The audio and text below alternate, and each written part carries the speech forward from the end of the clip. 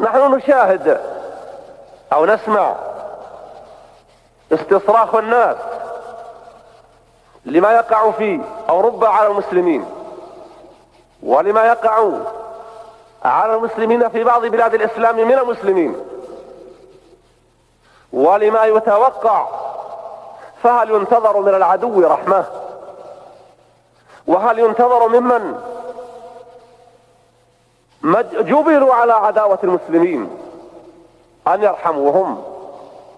بل إن الناس يصدق عليهم بالنسبة للمسلمين ما قيل: وحسبك من حادث بامرئ ترى شانئيه له راحمين.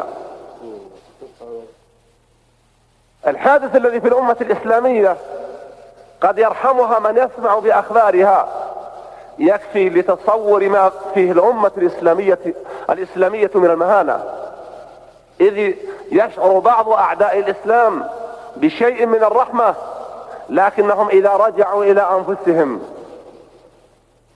عادوا إلى ما كانوا عليه من العداوة والحقد الدفين، وقد واتتهم الفرصة فغاب الحراس ونام السكان وفقدت أسباب المنع، وأصبحت الثغور مفتوحة والقلوب مريضة والجيوش عاجزة والمحاكم تتحاكم إلى غير ما شرع الله في غالب بلاد الإسلام. فلا غرابة أن نرى الشر طاغيا والبلاء مستشريا والعدو مهيمنا، إذ الله جل وعلا حكم عدل أملى للناس مددا طويلة فلم يرجعوا، فأذاقهم ما أذاقهم من هذه البلايا، وكل ذلك بسبب الذنوب.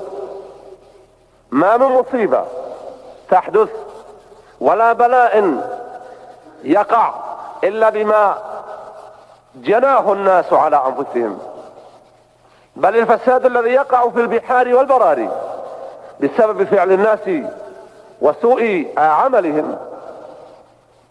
والله جل وعلا لا يؤاخذ الناس بكل أعمالهم، إذ لو فعل ذلك لا أزال ما على وجه الأرض من كل شيء. إن أمتنا تحتاج لأن تقبل على دينها، تحتاج لأن ترجع إليه، تحتاج لأن ينهض كل واحد بما يستطيع النهوض به،